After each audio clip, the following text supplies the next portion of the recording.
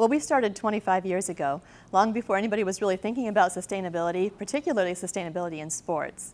So Jack went to the league 25 years ago and asked them what they were doing around sustainability, and they asked what they should be doing. So he and his partner at the time wanted to try a recycling program, very, very small recycling program. This was in Atlanta, I think in 1993, Super Bowl 24, I think I have my years right there. And they tried a really basic, very hands-on recycling program. Nobody knew how to do it. Nobody was doing it. It was a bit of a mess, but the NFL stayed with it. They thought there was some value in what we were doing. So they gave us a tiny budget to work with and said, you know, keep going, see what you can do. So after a few years, we learned that hands-on recycling isn't the best way to do it, you know, getting your hands in there and sorting things, and kind of streamlined the process. And within a few years, people would see this happening at Super Bowl. For us, it was a one-day event. You set up the program for one day and then dismantled it.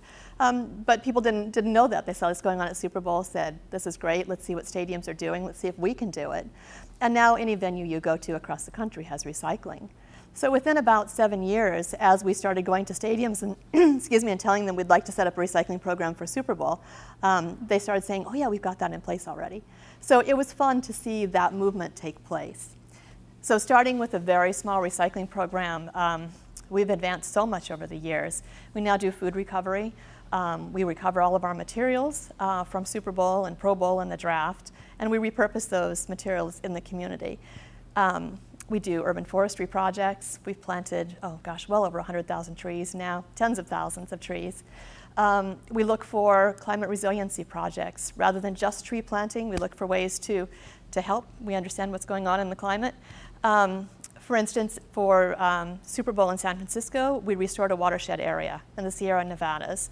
We're doing pollinator gardens now. We are planning community gardens to address food insecurity. And the impact of all those materials that come out of Super Bowl, it's a lot of stuff. And the impact of reusing those in the community is substantial. In Texas last year for Super Bowl, we recovered 1 million square feet of carpeting. We carpet our convention centers, we carpet NFL Experience, we carpet everything.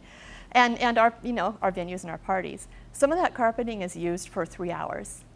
It's brand new. So places like Habitat love to have that. Local schools love to have that. Somewhere in Houston, there's a big piece of green carpet that says New England Patriots across it. I want to find out where that is. I think that would be fun. All the banners and materials that are left over from Super Bowl, fans love to have the small items. They're great auction pieces for nonprofits. But the big pieces can be used for creating all sorts of items. There are 7 miles just of fence wrap around the perimeter of the stadium. It's a lot of fabric. So we've partnered with artist groups, student groups, and that material is repurposed. People have made everything from shower curtains to evening gowns that say Super down the side, to wallets and tote bags.